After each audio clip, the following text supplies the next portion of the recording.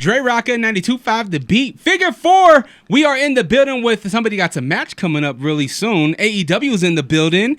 October 23rd at the Maverik Center. I got Manny Lemons in the studio. Hey, you know why we're here, brother. Zest of the best. You know the rest. It's your boy, the man, the brand, the king of the lemonade stand, live from U92 land, baby. Yeah, I mean, we used to be U92. Now we're 92.5 The Beat. But we'll take it. We'll take it, Manny.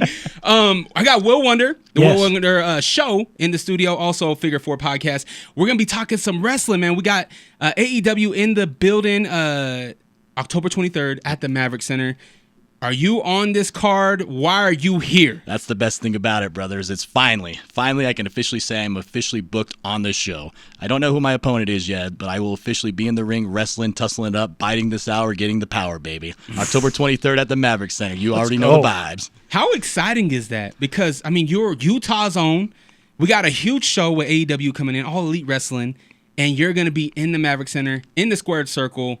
What does that mean to you? To me, it's almost a full circle moment for me, brother, because honestly, whenever wrestling came to town, the Maverik Center was always the place to go see it, from WCW, WWE to AEW. So being able to have a full circle moment where now I have the ability to perform in front of my family versus buying a ticket to go there, that is a surreal moment for me. It's a dream come true for sure. And in my home base too, man. You know, like we mentioned before, I've told you before that I've been compared to Jerry the King Lawler. What Lawler was to Memphis, Manny is to Salt Lake City now. And so now I have an opportunity to perform on the biggest stage at the biggest level in my home base. Means a lot. Means a lot. Means a lot. And you can get tickets right now, AEW.com or AllEliteWrestling.com. I'm sure they'll have them at the door as well, Maverik Center. But get those good seats. You know what I mean? Get the good seats. Make sure that you're in the building. It's going to be electric. If you've watched AEW, you know they put on a show. All the athletes put on a great show. But you've been doing it for so long. For the listeners that don't know, how did Manny Lemons get a start? Lemons got to start right here in Salt Lake City, man. 2012, been wrestling since then. 19 years old, man, a depressed kid right out of high school playing football, needed something to fill that void. Went and got trained, and you know the rest is kind of history. I've traveled all over the world, wrestled with every major wrestling promotion on the planet. I'm really just one opportunity away from having that big moment to my big break. And I really feel this could be the one. I feel it in my core, man. This is the time. No more falling short. Bite the sour, get the power. I love it. I think that there's so much wrestling happening right now, and to see somebody, not only that I know, right, but to see somebody from Utah put it on his back and be like, yo, we're going to do this. Yeah, that's so dope. It's like you mentioned, man. I'm a historian here, man. We created a base here now where wrestling is making Utah a destination. SmackDown's come twice this year. AEW's come twice this year. Game Changer's been here, man. 2 years ago, that's never been happened. Now we're living in the hottest era, and it's happening now. Your grind, your focus, your hustle, you're all over the place. Yes, sir. Is it just this ultimate goal at the end that keeps you going? Because you're putting a lot of mileage on your body, on your car, on your airplane miles. Like, how do you keep doing it? No, man, I always say that we live two deaths. We die as when we die, and then we die when we give up on our dreams, man. If we're not pursuing our dreams every single day, get that dog is what I tell my kid. You got that dog. Go get that dog today, man. You got to go chase your dreams, chase your aspirations, and whatever that may be. For me, it was professional wrestling, man. I really feel in my core, in my heart, the Heavenly Father put me on this earth to be a performer, and not just be a performer, but to help elevate a territory and help elevate this young talent to the next generation where I can be like you said, a historian, and create something and create an opportunity for a lot of these kids whose dream was to be a professional wrestler. And like you said, like I've been hustling my butt off. So for me, it's like the end game's simple, man. I really believe in my heart I'm going to become one of the biggest stars on the planet, and I'm not going to stop till we're there. 92.5 The Beat, Dre Rocka, got Will Wonder in the studio, Manny Lemons, going to be performing at AEW Dynamite Rampage. Now, I thought Dynamite and Rampage was two different shows. So are we doing two tapings? Yeah. Like what? Oh, okay. Yeah, so we got two different tapings, man. So 2 different times to be on television for the fans here of Utah. That's something truly special. So get your tickets October 23rd at the Maverik Center, AllEliteWrestling.com. Now, you are treading your own path here in Utah with professional wrestling. You are the owner, operator, and athlete in DCW, Devotion Championship Wrestling. Devotion Championship Wrestling just celebrated 10 years, right? Is this year 12 now? No, we're on year 6. We've been around, so we've done so much in a little time where it does seem like we've done that much. Gotcha. What I mean? Okay. So we're coming up on our 6-year anniversary this December, actually. And, it's funny you say that because I always refer to myself the Jackie Moon of Utah, coach, owner, player, and I'm out there just grinding away. Wrestling bears. But like I think you got to operate under chaos. You got to wear a lot of hats, especially being a leader of this generation. Like, you can't just be a performer. Yeah. You got to be a director. I've written television on CW here in Utah for a whole year, and a lot of people didn't know that, I've agent matches, I've produced, I've learned from the absolute best, all this knowledge. It's not like I've just created this platform or created this book. I've gained this experience by going out and getting it. My story. I'm from the Nightmare Factory, Cody Road to School. So yeah. I mean, how many people are there? Glacier Ray Lloyd, QT Marshall, those are my coaches, those are my mentors. So like, a lot of people who want to see me win are definitely supporting me and supporting this territory and helping put Utah on the map. 6 years in with DCW, and I feel like that was at a time where wrestling wasn't really cool. No. It wasn't at the height that it is. But to put in all your chips and be like, yo, I believe in this thing. I believe in myself.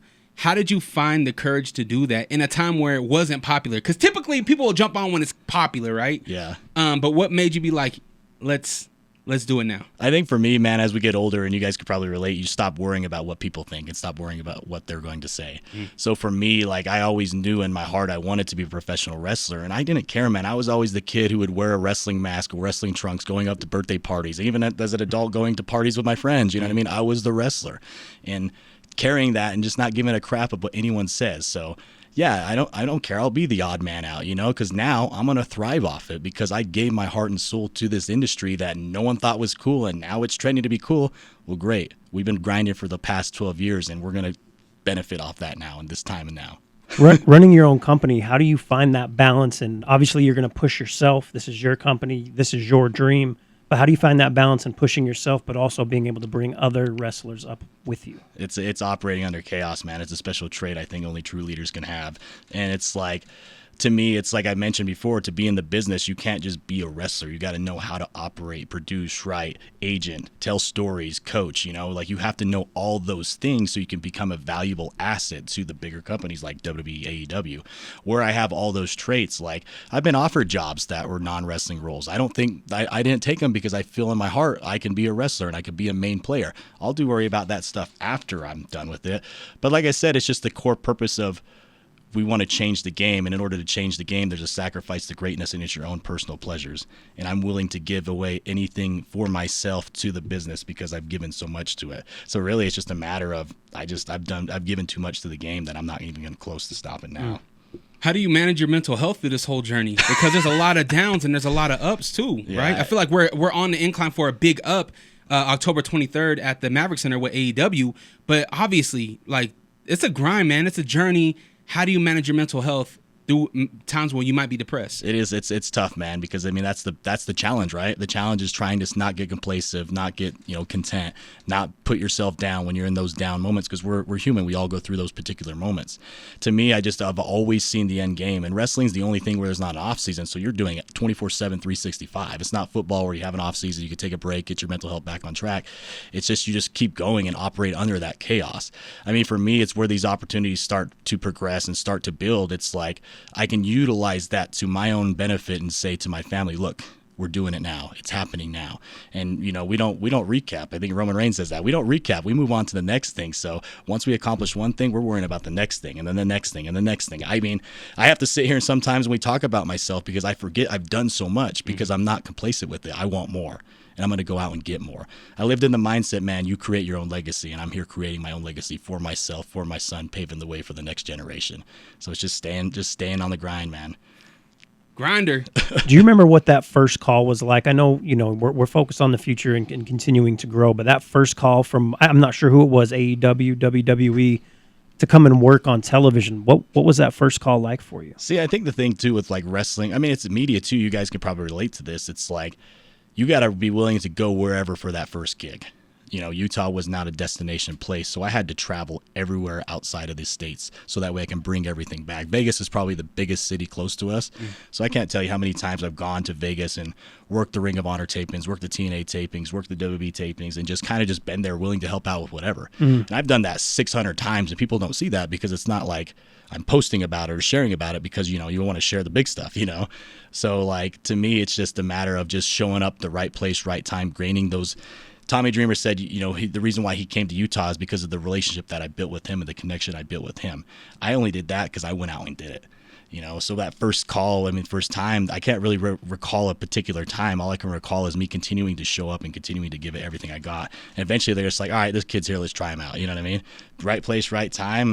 And, I've showed up, showed my worth, and they can see I'm really committed to the grind. So that's awesome. Right place, right time, because you put yourself in that 100%, place. Yeah. Every time. And then listen to what people thought or said. No, bro, there's so many times. That's the thing, too, is like, so people in the business, there's a jealousy to it. You know what I mean? There's so many people that hate me right now because I'm wrestling for AEW, doing that stuff, I don't care about those people. I worry about the people who are riding for me and believe in me. We're going to elevate them. They believed in me. We're going to bring them along for the journey, Let all the haters sit in the back and watch Manny Lemons win. Winners aren't allowed to let losers write history. We're going to write history here now. That's right. October 23rd at the Maverik Center, All Elite Wrestling. Dynamite Rampage is going to be in town, so you got to go get your tickets. AllEliteWrestling.com. Now, Manny, you mentioned a lot of legends. Tommy Dreamer, Bischoff, Al Snow, D-Lo, like a lot of legends. What does that mean to work closely with the guys that you grew up on? We all grew up on. Yeah, that's the cool thing about it, man. It's just being not even working with them, but being able to call my friends and have personal conversations and knowing their wives, their kids, you know what I mean?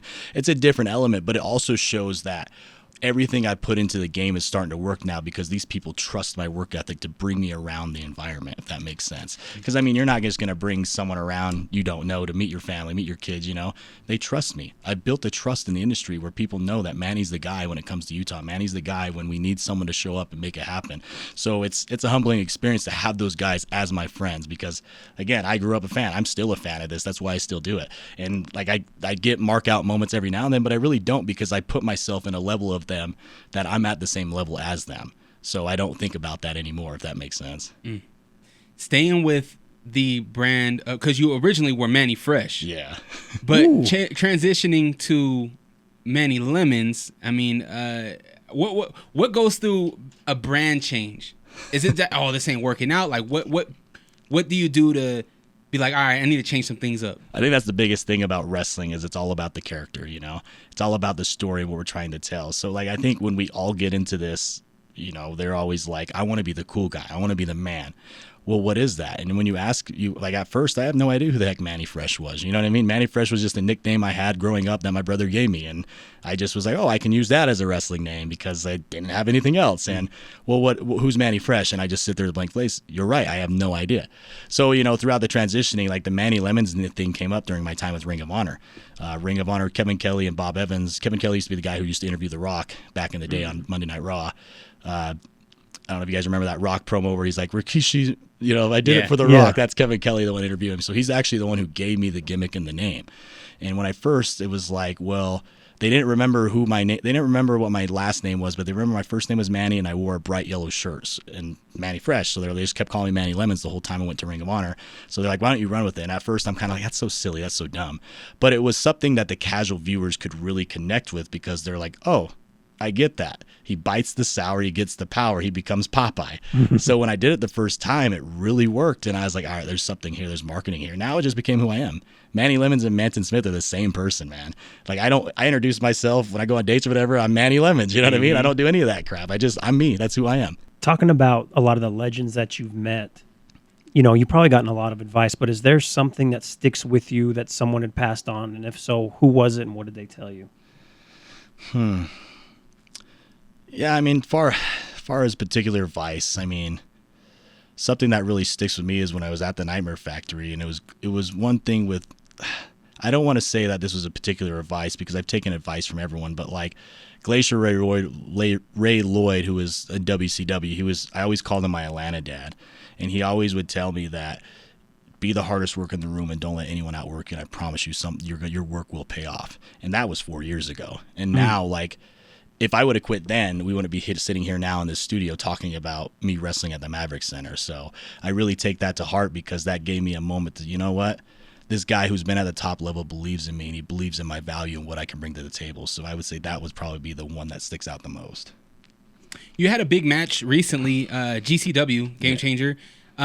Take us through getting that match because even seeing that, it's like, geez, we were talking about this on the Figure 4 podcast that GCW don't play. Nah. It is hardcore. Yeah. Tell us about getting that call and that match. So, I mean, that's the thing about servicing the community, man. Like, I want wrestling to thrive. So people are always like, why would you want a big company to come in and take your territory? It's like, Utah's a hot market. We all can make money here. We all can thrive. And for us to grow, we need these bigger companies to come. So Brett Lauderdale hit me up one time. He was actually referred to by Gabe Sapolsky, the WWE recruiter. He's the one who referred me to Brett Lauderdale and got us in contact saying, hey, you want to run Utah, man? He's the guy to get in contact with. So he hit me up, and it was just kind of like, well, I'll give you a match on the show type deal, blah, blah, blah. But then when he started seeing me promote the show and seeing what I brought to the table, that I brought more than just sharing on Facebook, that I bring an entire community behind me, that he's like, I have no choice but to put this dude in the main event, because if not, they're gonna boo the other guy out of the building. So that was a really cool experience, because like I said, I was not in the main event for the world title at first, but by the ticket sales and the fans and the shares and everything and what we were doing here, man, it really blew up, and it showed that I belong at that level. It gave me the opportunity to showcase that I could be a main eventer, because I think there's like 22,000 buys on that pay-per-view in Salt Lake City for Game Changer Wrestling, which is, I think Game Changer is the third biggest company in the world. I'd put them neck to neck with TNA, honestly. Wow. Because they're traveling everywhere. They're selling out everywhere. Like, Brett Lauderdale's got the formula down, and he's making it happen, man. So, like, for that, he trusted my work and my ability to go out there and perform in a main event. It's like the whole thing. You just got to live ready. You never know what's going to happen. And, like, I texted Gabe Sapolsky. I said, thank you for the opportunity, because I know he had to have something to do with it, because they don't just throw anyone in the main event. Mm-hmm. They threw me in the main event because I had a lot of people who backed me, and a lot of people know Utah's Manny's spot. So it was really humbling, man. I don't have a question. This is more of a comment, and we're going to step in our kayfabe pledge like we do on the Figure 4 podcast. The Bloodline 2.0 has been giving you some problems, and I want you to know, I know the main storyline. You know, we all talk about what's going to happen at Survivor Series. There's going to be War Games, Bloodline 2.0. But I think the B story, which is fine, we can be the B story to Roman Reigns. I say we because we have your back if you need some help in this War Games at Survivor Series. I'll take Tongaloa. You can have Jacob. Yeah, as I say, you got Jacob. I'll go Jacob, and we got our luchador here taking pictures. He's going to help as well, okay? Shout out to the Lake Talk 801, Fonzie. Heck yeah. We got your back. I just want you to know that. I've said it on the podcast multiple times, and I have, it is what it is. We got to represent Salt Lake City. Yeah, we got to, man. I appreciate that, too. And I think I even said it to Dre Rocca before. It was like, I've wrestled everyone in the bloodline. Like, I should be the new wise man. You know what I mean? Because, like, I have ties to everyone. Solo Sikoa was the first ever DCW champion. You know what I mean? Like, he was the first, and he pinned me for it. So there's history because of that, you know what I mean? So like, and then Jacob, I wrestled Jacob in Arizona. I wrestled the brothers on TNA, you know what I mean, a dark match. So like, I've worked with everybody in the industry, you know, and that's where it's like, that's a cool thing to say, you know? Yeah. I know more people who work in the WWE than I do anywhere else. Knowing that you guys go blow for blow, pause. Who's been the hardest person to work with? Not like hard to work with, but like toughest, I guess you would say. Toughest, huh? Who gives a good chop or any of them really snug? Bro, yeah. I don't know. You see me on Raw the other day. Braun threw me through a golf cart. So, like that was like, I mean, I had no choice. The dude's 6'10" and 300 pounds. He's a real strong person. Like I couldn't stop myself, you know. Like one big son of a. So you know what I mean? Like so there was that. You know, there's him. Like. Gosh, I mean, Jacob Fatu was a beast too, you know. Like he was a warrior, man. I was surprised it took him this long to get signed. Man, you had Jacob 40 pounds heavier. Yeah. I'd say that's big boy Jacob. Like, he's thinned down since he's been in the Fed. So All Elite Wrestling coming to the Maverik Center, October 23rd. This man will cross from me. Manny Lemons will be there. We don't know your opponent just yet. Not yet, no. But what should we expect? We go to AEW on a Wednesday? Wednesday. A nice, beautiful Wednesday night. What should we expect? I'd expect you to be very entertained, man, because, I mean, you look at the card, MJF, Chris Jericho, all these major stars are coming to Salt Lake. You know, it's a live television taping. Like, I don't think people realize, like, how cool that is, you know, to be live, and not just one, but two, Dynamite and Rampage. Like, that's a freaking cool thing. So now these people, the fans of Utah, have the ability to witness a live television product and then go home and watch themselves on television after, you know. And the energy is going to be so real, man, because, I mean, for me, for example, the minute they gave me the opportunity to go out and promote and said, you know, you're going to be on, we got you booked for the show. Okay, well, let me go out there and show you why Utah's my town. I've been hustling and grinding and getting that place filled with Manny Lemon heads, man. That place is going to go absolutely crazy for the zest of the best. Don't throw no lemons into the ring, though. Please keep lemons at home. Please keep the lemons at home. But bring all the noise. Bring all the energy, man. Just think your hometown boy, man. I was born and raised Kearns, Utah, west side of Bangor, so. Oh man, it makes me so happy for you, bro. Now we're West Valley, Maverik Center. It's come full circle, you know. What's the 2 titles you got right here? So right here to my left is the Apex Wrestling Heavyweight Championship, and then to my right is the Colorado Wrestling Connection Heavyweight Championship. And that's kind of a cool thing too, man, because I brought these because not only are we dominating Utah, I'm the face of both these territories. You know what I mean? So when you think of the West, you think of Manny Lemons. Manny Lemons is that guy. And I mentioned to you before, I've been the guy. It's just time to finally get them to believe I'm the guy, and we're gonna do it here October 23rd. You've been achieving a lot, man, in a career that you're obviously passionate about. How do you elevate? How do you keep yourself fresh and keep on elevating your own, way of wrestling and your own brand? See, I think for me particular is like, I'm not worried about the old Utah wrestling fans per se. I'm trying to create new fans of the product. I'm trying to create new fans of Manny Lemons, and where my gimmick is so casual that the casual viewer can connect to it, I want them to be entertained. I want them to go home and tell the story. It's like I mentioned, went to the Boys and Girls Club the other day. I want all those kids to go tell the story about how they met Manny Lemons, and I think that's the coolest experience in the world. So we need to create the new fan base. So to elevate it, you just get out there and just keep grinding, keep hustling, man. You're in the gym, wrestling, training, traveling the world. Like, it doesn't stop. It's a never-ending story, and the only way you get off is when you're done. And I don't have any desire to slow down with it. I'm going to continue to build this legacy and continue to make things happen. Manny Lemons, AEW, Maverik Center, October 23rd. Get your tickets now, allelitewrestling.com. How important is youth wrestling to you? They're the future, man. I mean, we need the youth to take over this, man, because here's the thing. I live with the mindset I got to leave it better than I found it. I'm building this so that way the next generation, they shouldn't be talking about what Manny Lemons did. They need to be talking about what they are doing and what the other generation's doing and how they're helping elevate the business and building the territory. I'm just the starter of it, man. Everyone who comes behind me, they're going to reap the benefits and take it to levels I could never even dream of. So the youth's the future. I agree, 100%. Getting into the next generation, you have a school, is that correct? Where you talk a little bit about that, because you know what I'm saying. I might come through at some point. I'm nearing 40, but I take some bumps. That's the thing about wrestling, bro. Age ain't nothing but a number. Yeah. You know? Like it's if you can be entertaining, engaging, first of all, if you could talk. Yeah. Stu, the cameraman, the famous cameraman, John Cena guy, always said Stu when he runs out. So he was talking to me at TV. He's like, if you could talk, kid, you can be a success in this industry, and that's 99% of what we do is being able to talk and have these interviews, because a lot of people can't. People sit this microphone and they shake, they hesitate. So I mean, that's one of the things I like to focus on at my school. Yeah, I'm the owner of the Al Snow Wrestling Academy, like Dre Rocca said, and we're creating the future stars of wrestling here. We're right here in Salt Lake City, 740 West, 1700 South, just right across the street over here in Salt Lake City. So if you ever want to come out and try it out, man, we are training the future stars here. I promise you, I'm the most well-connected guy in this territory, and I can really help you become a star if you really want to pursue this. Are you going to meet up with EC3 again? What's going on with this guy? Yeah, I know, man. That's the thing too, is I beat him. I know. I pinned the former NWA World Heavyweight Champion the week after he loses the title. What does that tell you? That tells you that Manny is a main eventer. For me EC3 will be back, but I think our story is kind of concluded after that. Okay. Because, he beat me once, I beat him once. I guess we can go for a third one, Like, he could use the excuse of, I lost the title. Did he really beat you the first time? Yeah, that's what I'm saying. He got lucky. It was a count out. So he never pinned me. I pinned him. So you're right. There's no going back, man. We won. But I really like EC3 as a person and as a true friend. So, I mean, I would definitely love him to come back to Utah, because the Utah fans of Devotion really loved him and enjoyed his time here. So we have so much going on. Obviously, we have AEW coming into town October 23rd, which you're going to be on. But we also have WWE coming into town. Two of the biggest promotions in the world are here in Salt Lake City. What does that mean for DCW? How do you capitalize on your own show with these bigger shows coming into town? That's the thing, man. We got a street crew, marketing crew. Everyone's going to be hands-on flyers promoting the crap out of it, man. Because, again, WWE brings in the casual viewers. Right now, they're hot as can be. There's 20,000, I think, people consider the Delta Center. That's fans that, if I get 1% of that, that's a success, But they're wrestling fans. A lot of those people have no idea wrestling exists. So that's why I have to continue to do these interviews and continue to get my face out there, is to continue to show that wrestling does exist in Utah. So them coming here helps us, because we're going to capitulate on their audience and bring their audience to our product and hopefully get a few students out of it, Kids who really want to pursue this, and their goal is to be the next Roman Reigns, John Cena.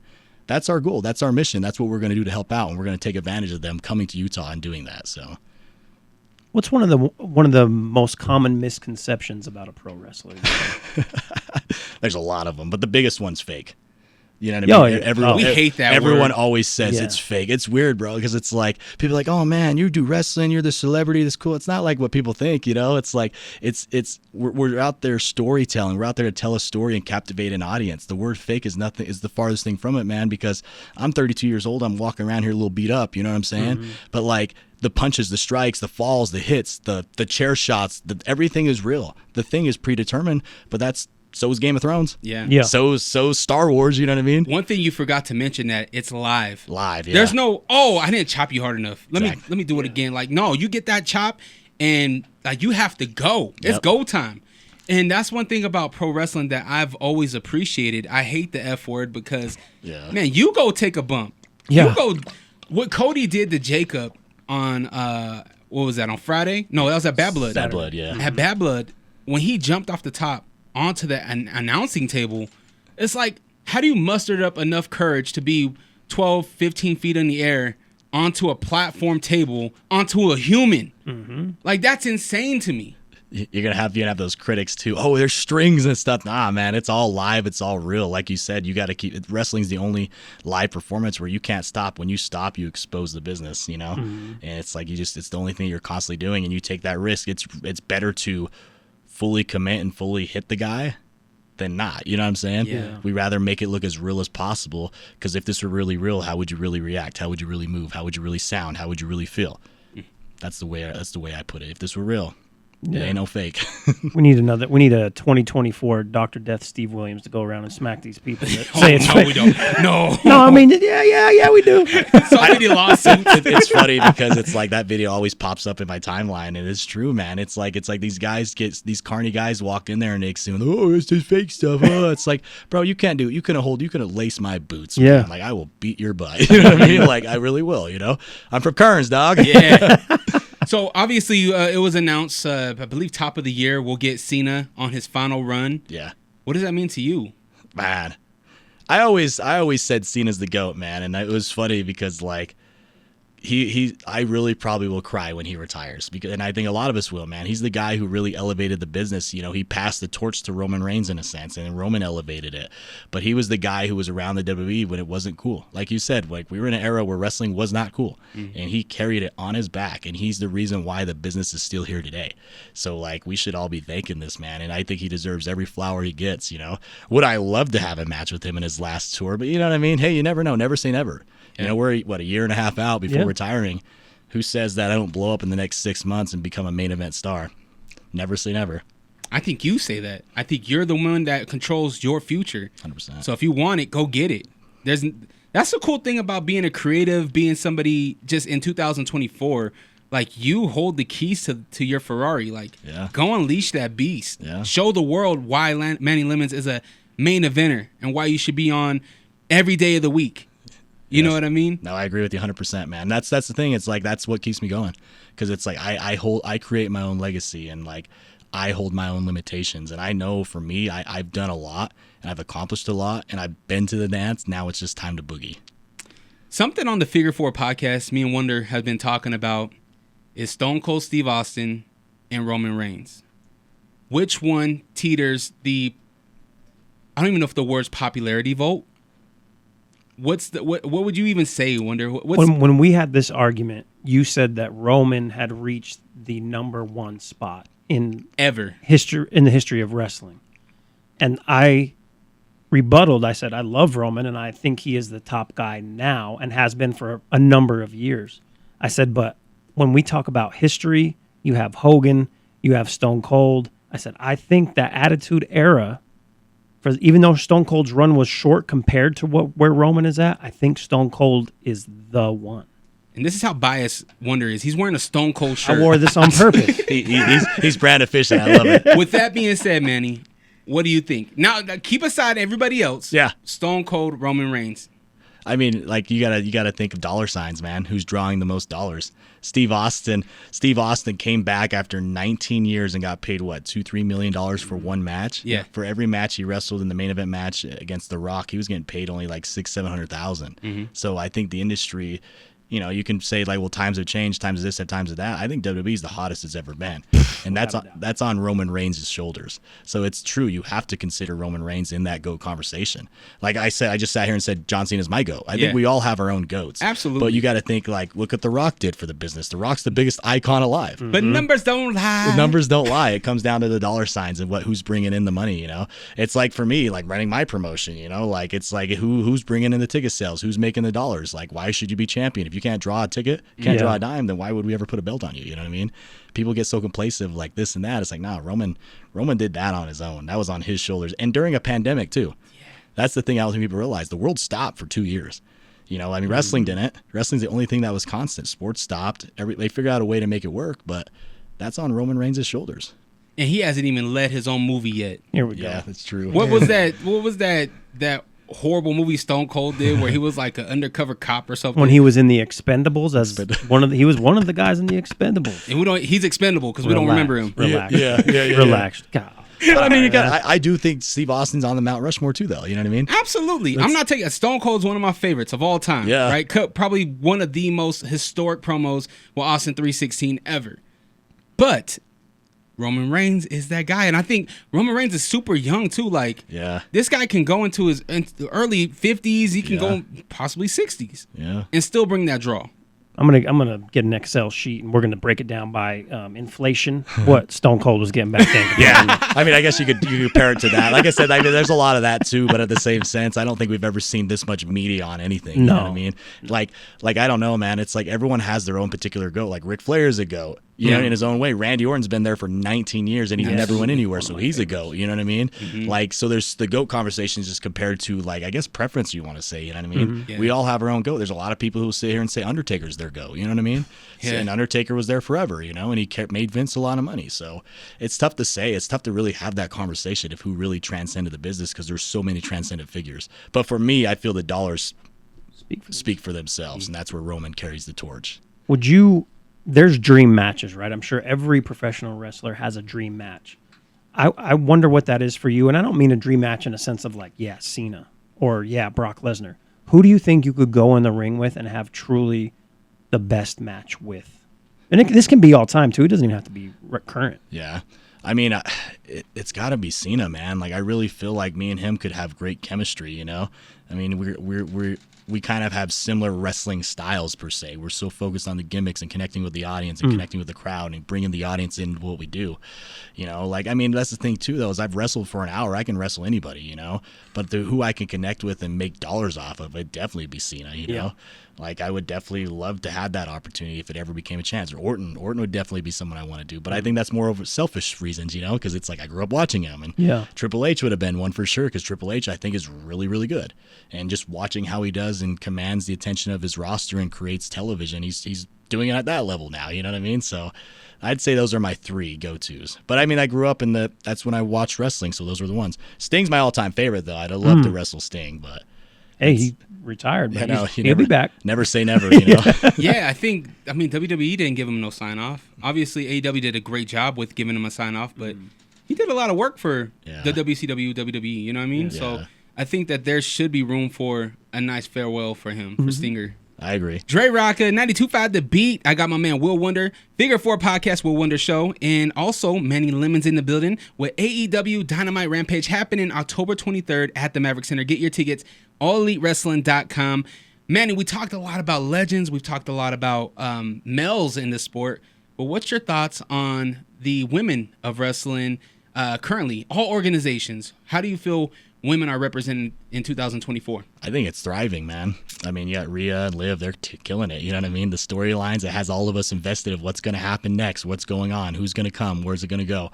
And that's the cool thing about it is it's not just one gender dominant anymore. It's, it's male and female sport now, and they're both the genders are thriving. And I think it's a great time to be a fan of it, especially if you're a young girl wants to get in the business and they see Rhea. Oh my gosh, I want to be just like mommy. You know what I mean? So like I think it's the greatest thing in the world to see that. And I think right now it's getting hotter and it's only going to get bigger and it's only going to get better. I don't think maybe in the future there's not going to be a women's world title and a men's world title. Maybe there'll just be one. I don't know. That's years down the road, but I think just the fact that they're both the sides are thriving is what's great for the industry as a whole. We seen an intergender match this year, which was pretty cool. Yeah. Right? Hopefully we get more of those. Yeah. Rhea is just something special, man. I think we've never seen a woman dominant like her. No. You know, obviously, rest in peace to China. You know, all the greats, Jacqueline, that has done it. But just in my years of watching wrestling, man, I've never seen anybody like Rhea. No. She captivated the whole audience, man. She moves tickets, like you said. Yeah. I hope when she re-signs, I hope they give her that bag. Yep. There's no reason why Rhea shouldn't be top 5 paid in the company right now. Nope. And honestly, I think it would go Roman, Cody, Rhea. Yeah. I think that's the way it would go. Well, it's like even like Sasha Banks or whatever, or Mercedes Mercedes now, but she got paid what, $10 million to go to AEW. You know, like we're talking millions of dollars now. That's what the contracts that the women are getting now, and that's phenomenal. You know, so like that's great on her, man. And that's, like I said, she set the standard when it comes to the pay grade. You know, and it's going to continue to get bigger and better for them. Manny Lemons, tell the people where they can get their tickets and what we should expect. AEW, October 23rd. Just bring the heat, baby. Bite the sour, get the power. Zest of the Best is in the building, performing in the Maverik Center, where he grew up watching the business and now is a part of the business. Get your tickets at Ticketmaster, AEW.com. All Elite Wrestling, October 23rd, live from the Maverik Center. Bite the sour, get the power, baby. Will Wonder Show on Instagram. Figure 4 Podcast. We got a new home, so subscribe to that on YouTube. That's where I'm at, baby. That's where I'm not as good as Manny, but that's where we are. Just Manny Lemons everywhere, you know. There you go. On social media. So catch Manny at a lemonade stand nearby. Yes, all right. Dre Rocka, 92.5 The Beat, Figure 4 Podcast. We're out. Peace.